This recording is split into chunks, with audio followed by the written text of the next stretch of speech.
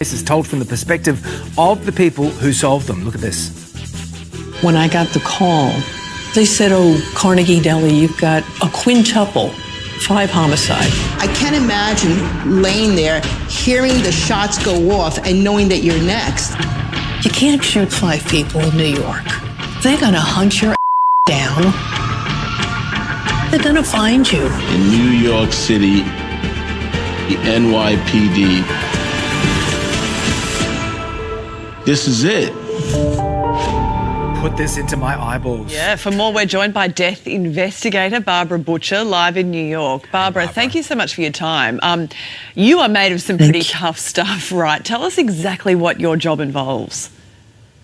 Well, as a medical legal death investigator, my job was to work for the medical examiner's office and go out to a scene and investigate a death in where it occurred. You know, when people think of medical examiners or coroners, I think about the autopsy. Those are done by forensic pathologists, and they certainly couldn't get up and leave an autopsy on the table and run out to a crime scene. So that's what I did. I went out to the scene, did all the examination, investigation, worked with the police, and then was able to bring back photographs and a report so that the forensic pathologist could do an informed autopsy. Right. So this Homicide New York is created with Dick Wolf, who's the maker of Law and Order. So let's talk about the most notorious crime that it covers. There were plenty of those. Yeah. Is there... the Carnegie Deli case, I think that was the first episode. Certainly the Central Park case was so striking, so terrifying to New Yorkers to find someone so brutally killed in one of the prettiest parts of our city. The series has shot to the top of Netflix within just a day or a few days of its release. How do you explain the intense interest, I think, in true crime?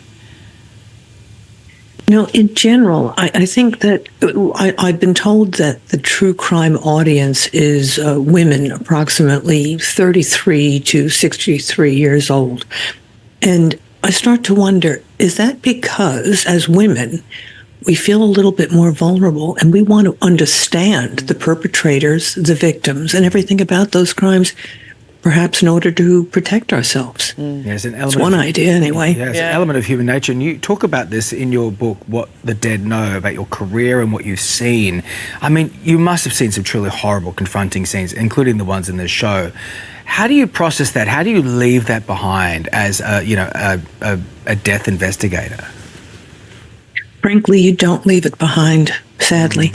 You know, when I was on scene, when I was actively working in an investigation of a homicide, suicide, or an accident, very often the circumstances were so tragic, so personal, that it could kill my heart, literally.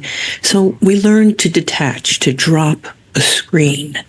That keeps us a little at a distance so that we can do our work. If I was so emotional and allowed that to be expressed, I couldn't do right by the victim or their families.